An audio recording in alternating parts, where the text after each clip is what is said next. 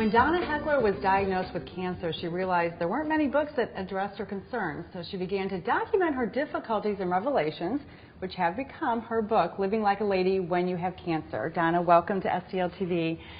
So, cancer, unfortunately, we're hearing more and more about it among our friends and family members. And people are inspired to do many things. Not many are inspired to write books about it. Right. So that's a wonderful contribution that you've made. But tell us a little bit about your story, about being diagnosed. Sure, absolutely. So I was diagnosed about 4 years ago in August 5th. We always remember these dates. And I was diagnosed on the same day that I'd been interviewing for an executive position. And it really came as a shock. They later said that my cancer had probably popped up in about 8 months. And it was stage 3 breast cancer. It was more than 10 centimeters, so it was bigger than a tennis ball. And the question that I had was, what do you do? What do you do? Do I take the job? Do I live my life? Or do I hunker down and fight the cancer?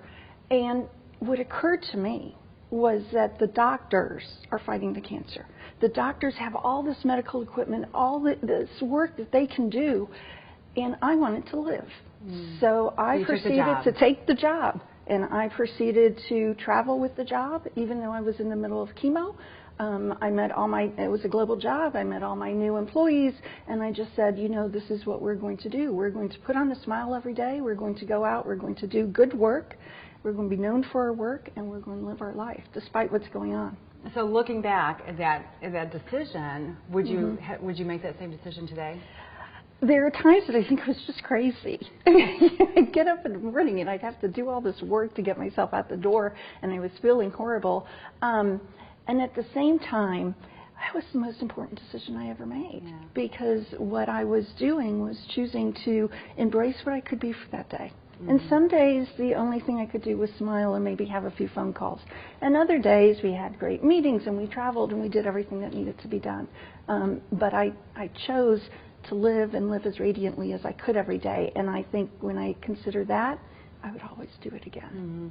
So during the course of your treatment, you obviously met a lot of other women and men probably going through the same thing. Yes. Did you find that your approach was similar to that of others? Do most people who have cancer get sidelined by it and don't embrace life, or do most people take all their energy and move on? So my sense is that most people are trying to embrace life. The challenge is there's not a lot of information out there to help you. So when I was first diagnosed, I had a very dear friend who introduced me to 4 different women who'd gone through cancer. And each of them sat with me for about an hour, and they gave me a tip or a trick. They told me something that made their journey easier. And my interest was in helping to bring those tips forward to a bunch of people, because I realize so many of us are trying to live, but we don't have the energy when we're going through cancer to meet with 100 different people to get 100 different tips. We just can't do that. So what were the types of tips these women were giving you? Was it more about daily living, or was it mental and spiritual types of tips? It was a combination. We had one woman who met with myself and my mother and looked at my mother and said, this is going to be harder on you than it will be on her. And that was a really important thing for me to know. So we had that type of tip. We had somebody who sat there and said, now, you know, when you lose your hair, it's not just the hair in your head. You're going to lose eyebrows, you're going to lose eyelashes, nose hair, everything. So that was very practical. So it was a combination. It was what mattered to them that they were sharing with me.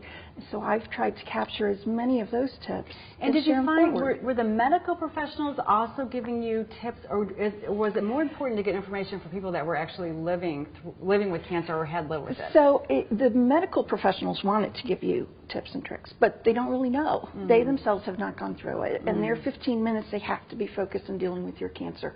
I did get a lot of insight from chemo nurses or radiation nurses, because they're spending more time with the patients. But what I really discovered is if you don't ask the questions, nobody's going to tell you the answer. Nobody's going to come up to you while you're sitting there in chemo and say, by the way, you know what, Sarah, this might happen to you. They just don't do that. Well, and do you always know what questions to ask? You don't. You don't. But I would sit there and I'm like, okay, this little thing happened. What are we doing about this? Is it related? I want to know. Right. And I just kept track of those questions and, more importantly, the answers. Yeah, yeah. And you looked for resources beyond these women that you were meeting? I you did. looked for books and resources? I was constantly looking at different resources, looking for different organizations, and there's so much great information out there, but it's medically based. Yeah. And I was looking for real life things. You know, how do I put my makeup on when I've got all these brown spots? I didn't know how to do that. Right. Well, we're going to come back to some of those tips and things that you've learned in just a minute. We're going to take a quick break and then come back and talk more about Donna Heckler's book. We'll be right back with more from Donna Heckler after this break.